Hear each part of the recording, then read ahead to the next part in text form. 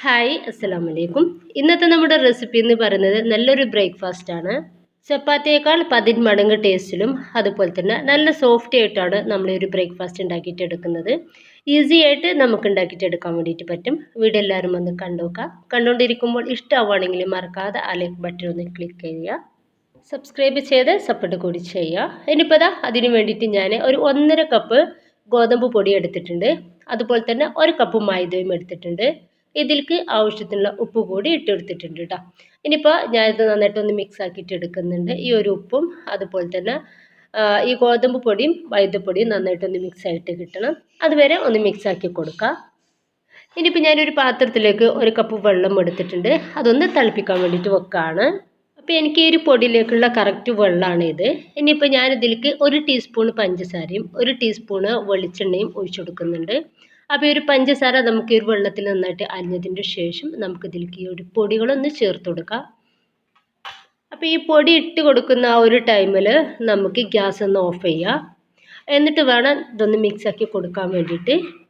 ഇനിയിപ്പോൾ ഞാനിത് നന്നായിട്ടൊന്ന് മിക്സാക്കി കൊടുക്കുന്നുണ്ട്. ഈ ഒരു വെള്ളത്തിൽ നമ്മുടെ ഒരു പൊടി നന്നായിട്ട് ഒന്ന് വേവായിട്ട് കിട്ടണം.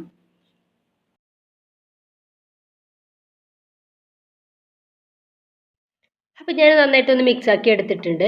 എന്നിട്ട് ഈ പൊടി ഒന്ന് കൗണ്ടർ ടോപ്പിലേക്ക് ഇട്ട് കൊടുത്തിട്ടുണ്ട്. ചൂടോടെ തന്നെ ഇട്ട് കൊടുത്തിട്ടുണ്ട് കേട്ടോ. ഇനിയിപ്പോൾ നമുക്ക് ഇതൊന്ന് കുഴച്ചെടുക്കണം. അപ്പോൾ ഞാനിതാ ഇതുപോലെ ഒന്ന് റെഡിയാക്കിയിട്ട് എടുക്കട്ടെ. അപ്പോൾ കയ്യിൽ കുറച്ച് ഓയിലോ അല്ലെങ്കിൽ വെള്ളമോ എന്തെങ്കിലും ചേർത്തിട്ട് നമുക്ക് ഇതൊന്ന് റെഡിയാക്കിയതിന് ശേഷം നന്നായിട്ടൊന്ന് കുഴച്ചെടുക്കാം. ഇപ്പം ഞാൻ ഒരു 5 മിനിറ്റോളം നന്നായിട്ട് കുഴച്ചെടുത്തിട്ടുണ്ട്. അപ്പോൾ നമ്മുടെ ഒരു മാവ് നല്ല സോഫ്റ്റ് ആയിട്ടുണ്ട്. ഇനിയിപ്പോൾ ഞാനിത് ഒരു പാത്രത്തിലേക്ക് വെച്ച് കൊടുക്കുകയാണ്. അപ്പോൾ പാത്രത്തിൽ ഞാൻ കുറച്ച് വെളിച്ചെണ്ണ തേച്ച് കൊടുത്തിട്ടുണ്ടായിരുന്നു. ഇനിയിപ്പോൾ ഇതിൻ്റെ മേളിലായിട്ടും കുറച്ച് വെളിച്ചെണ്ണ ഒന്ന് തേച്ച് കൊടുക്കുകയാണ്. എന്നിട്ട് ഒരു 10 മിനിറ്റ് ഇത് എന്തായാലും നമ്മളൊന്ന് റെസ്റ്റ് ചെയ്യാൻ വേണ്ടിയിട്ട് വെക്കുക. അങ്ങനെ ആകുമ്പോഴാണ് നമ്മുടെ ഈ ഒരു എന്താ പറയുക, ഈ ഒരു ചപ്പാത്തി ചുട്ടെടുക്കുന്ന ഒരു ടൈമിൽ നന്നായിട്ട് പൊള്ളിച്ച് കിട്ടും. നല്ല സോഫ്റ്റും ആയിരിക്കും. ഇപ്പോൾ ഒരു 10 മിനിറ്റിൻ്റെ ശേഷം ഞാൻ ഇതൊന്ന് പുറത്തെടുത്തിട്ടുണ്ട്. അപ്പോൾ കുറച്ചും കൂടി നന്നായിട്ട് സോഫ്റ്റ് ആയിട്ടുണ്ട് നമ്മുടെ ഒരു മാവ്.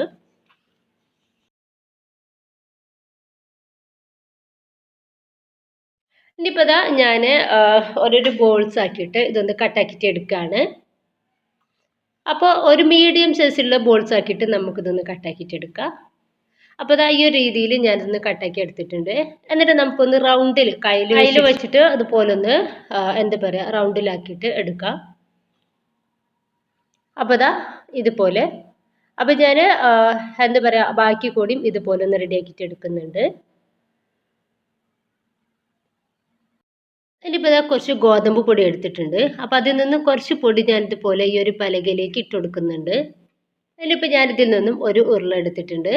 അത് ഞാൻ ഒരു പത്തിരി പ്രസ്സുമ്മ വെച്ചിട്ട് ഞാൻ ജസ്റ്റ് ഒന്ന് പ്രസ്സാക്കി എടുത്തിട്ടുണ്ട് കേട്ടോ. എന്നിട്ട് പൊടിയിലൊന്ന് മുക്കിയതിൻ്റെ ശേഷം ഇതുപോലെ ഒന്ന് പരത്തിയെടുക്കുന്നുണ്ട്.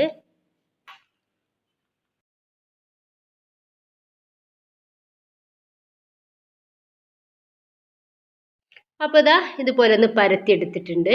എന്നിട്ട് ഞാനൊരു മൂടി വെച്ചിട്ട് ഇതൊന്ന് കട്ടാക്കിയിട്ട് എടുക്കുകയാണ്. അപ്പോൾ സൈഡൊക്കെ നല്ലൊരു ഓർഡറിൽ കിട്ടാൻ വേണ്ടിയിട്ടാണ്. അപ്പോൾ ബാക്കി വന്നത് ഒന്ന് എടുത്ത് മാറ്റാം. അപ്പോൾ ഇതുപോലെ ബാക്കി കൂടി നമുക്കൊന്ന് ചെയ്തെടുക്കാം.